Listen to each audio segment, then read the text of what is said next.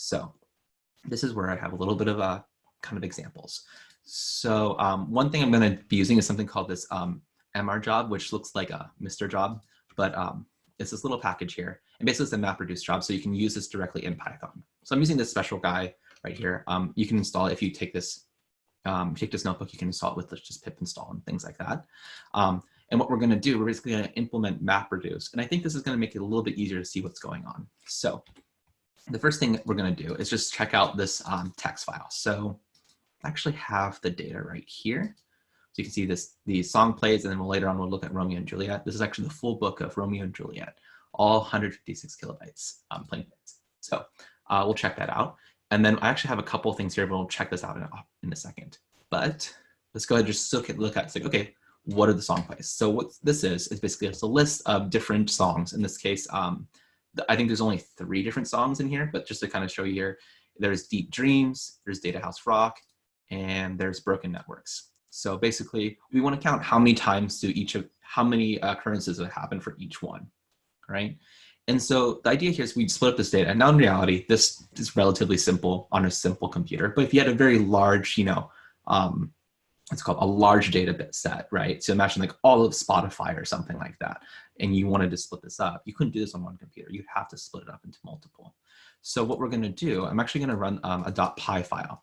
And note that this .py file is the same thing as if I just took the code and pasted it into here, but this ends up being a little bit more simple for me to run this. And I'm just really not showing you guys how to I'm trying to show you guys not so much like how to do this yourself, but more just saying the concept of what's going on here. So I'm going to go to that file, which is songcount.py. Okay, move this over here.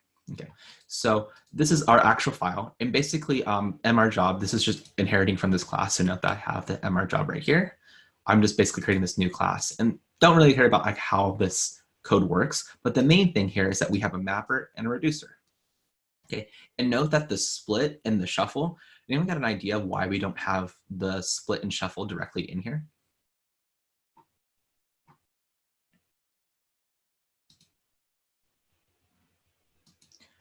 So we kind of know, like, for example, going from like the mapping, going from here to here, this is all done on one computer. And going from whatever we have right here after the shuffle to reduce, that's all done on one computer. Who's doing the splitting and the shuffling? It's not every individual like worker, right? It's actually some resource management. It's kind of like this conductor off to the side here. They're saying, all right, you go to here, you go to here, you go to here. So that's actually why we don't really have to define it in here. It's really, there's a resource management system that's going to basically decide how to give the amount of information to each worker. Okay, so this kind of helps a little bit, saying like, this is what all the one computer, one worker really cares about. Okay, so what we're going to do is essentially this mapper is going to take in each line, right? So this is what this song is, basically each that line. And I'm just ignoring this very first part because there's no key. It's just like whatever that first line is, and it's going to take in that line, and then it's going to do something called yield. In your mind right now, just pretend that's return. Okay, so when you have a function, just have return. And so when this function runs, or this method I should say, it'll take in that line and then just map whatever the name of the song is, which is just song, right? Whatever that first line is, and return that value. Okay, or just return 1, right? Because it's saying, oh, this one song, which is only 1 per line, 1 value. Okay, note that if it was more complicated, which we'll see in Romeo and Juliet, you can do other things before you do this kind of like return whatever it's supposed to do, this mapping section. But here essentially it's just the single song, so we're just doing 1. This is very similar to our, what's it called? Like when we had lion and tiger and giraffe, it's kind of the same idea. Okay, now going real quickly to this yield part. This is something you guys haven't seen before. Give me a thumbs up if you haven't seen this before. Yeah, I think most people are like, yeah, what is going on here? So yield's a really interesting thing. It's basically like, I'm going to say again, it's almost just like return, except it's a little more special. So if you remember, if you do like for I in range in Python, right? So for I in range of like 10. What this is actually doing, it's not actually creating a list of like 10. It's like 0, 1, 2, 3, 4, 5, 6, 7, 8, 9. What it does actually, it's something called a generator. And Python has these things called generators where basically it will give you the first result and then wait for you to ask it again. So it's kind of like, I imagine like someone like has like a little backpack of stuff. And so like the first person comes up to it, the generator, and says, hey, give me the first value. And it's like, okay, here's your first value. And then it does something with it. And then it just waits around, twiddles its thumbs until someone says, hey, can I get the next value? And say, oh, here's the next value. And that's what this yield does. So instead of returning the whole like large everything, it's just returning one thing at a time as it gets asked. Okay. So this is kind of a little subtlety, but the main idea here is basically it's a special kind of return. Okay. Makes sense? Not too confusing? Okay. So that's our mapper, right? So mapper's pretty straightforward. We've taken a line, which is just a song. We return just the name of the song with the number 1, saying there's one time this occurred. Okay. So you can imagine like we get it split up, we get all this data, it maps each part, it yields off basically the song key, and then the value is 1. And then it will then go through shuffle, which basically is reorganization. And then it has all this information of essentially song, comma, song, comma 1, basically every song and then the value. So this is going to go into the reducer now. So when it's okay, now it's time to reduce. It'll then say, okay, whatever the key is, what's the key in this case for the reducer?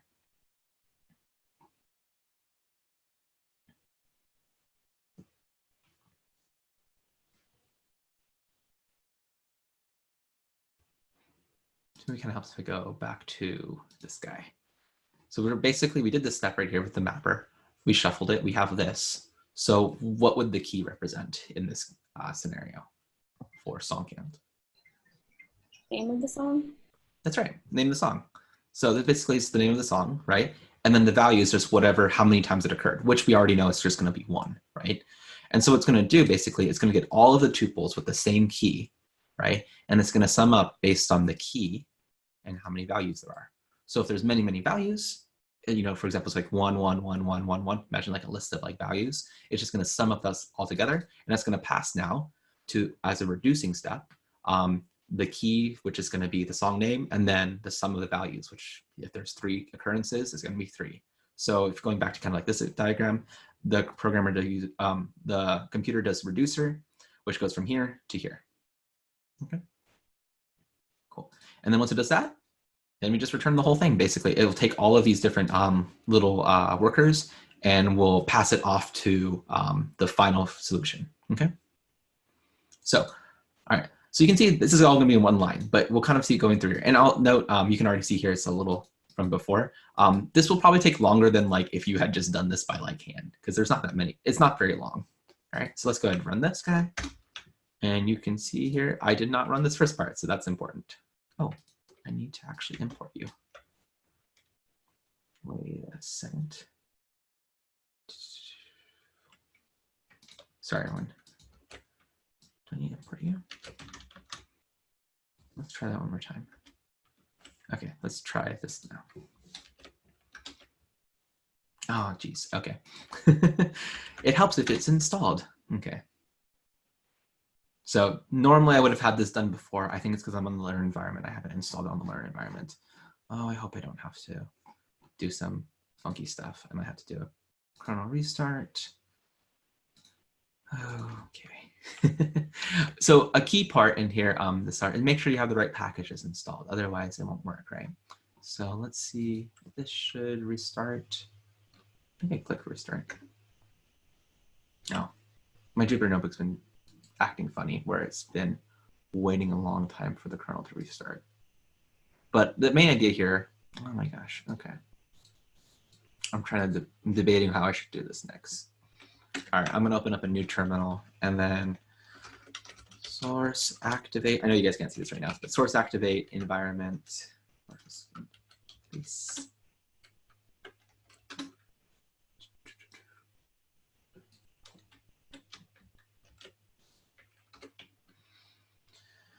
Okay, sorry everyone.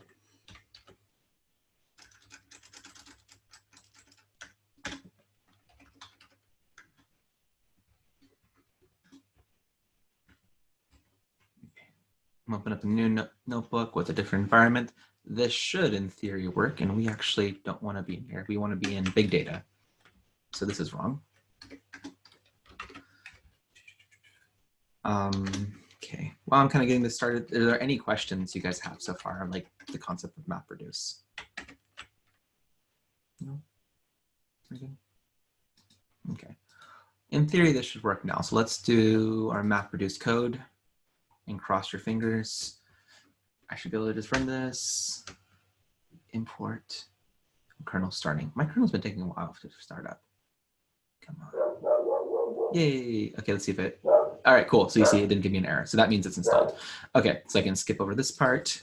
And now we can go ahead and run this guy. We can see that. And now we'll be able to finally run our MapReduce job. So we run this guy, and there we go. Yay. It shows us that Deep Dreams happens 1,131 times.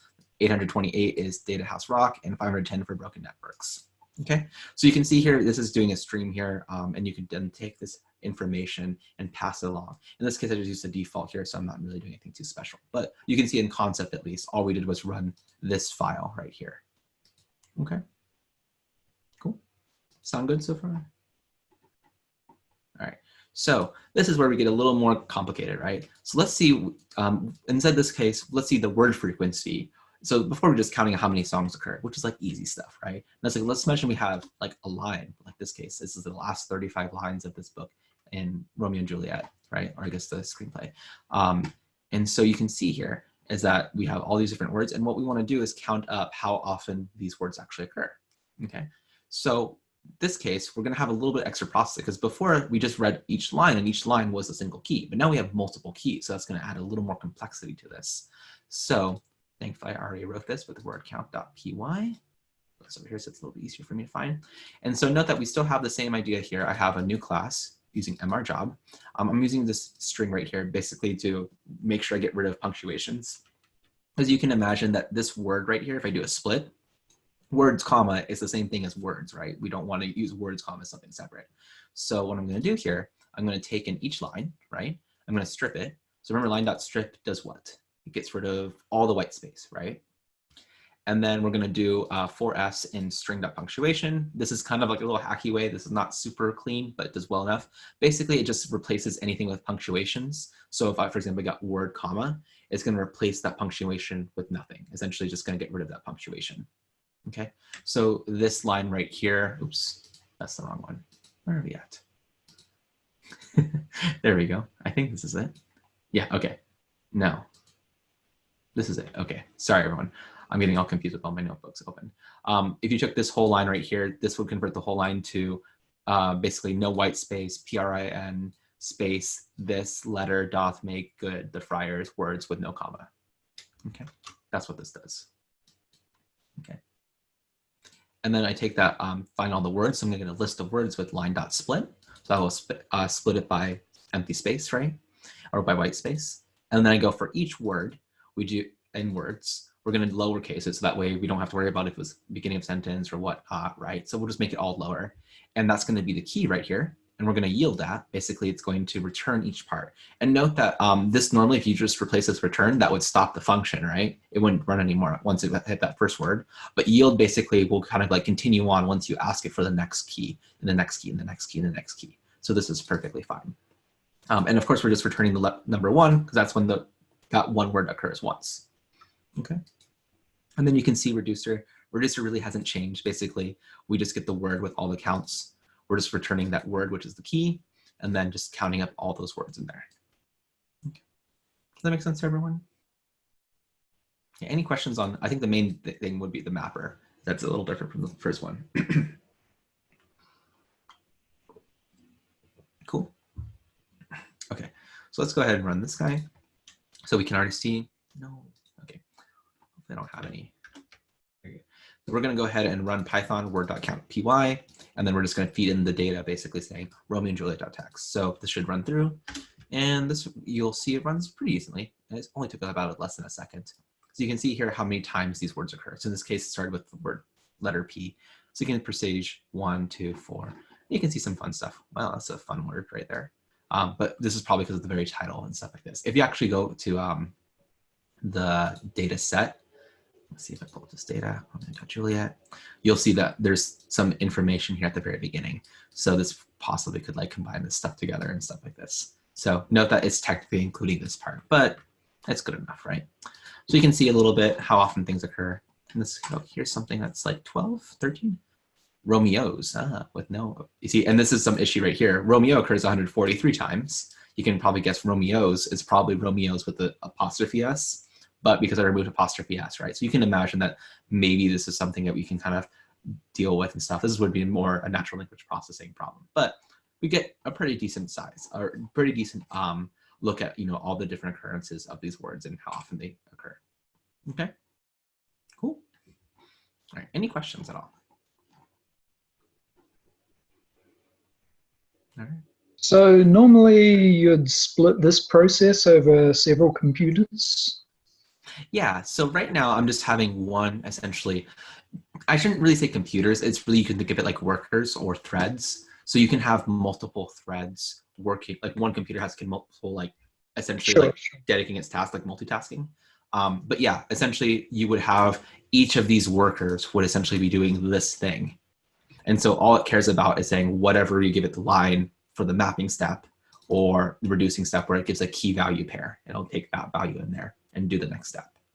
Is that why this is starting at P? Yeah, it could be. It's probably just starting like whatever was given to it first and then organized it. So it depends on how the resource management system decided to split it up. So that'd be my guess. But you can kind of see it's still split up by this M in this case. So it probably split it up by essentially whatever keys came up first. So yeah. Okay. All right. Good question though. Any other things you guys want to ask? No? Okay, cool. And I just wanted to show you guys a little difference from like PySpark versus you guys having to deal with all PySpark. I think this is a little understandable of like each worker has basically these two functions. That's all it cares about. Okay. So I'll stop recording here and then we'll move on to the next one, which will be, was it recommendation systems?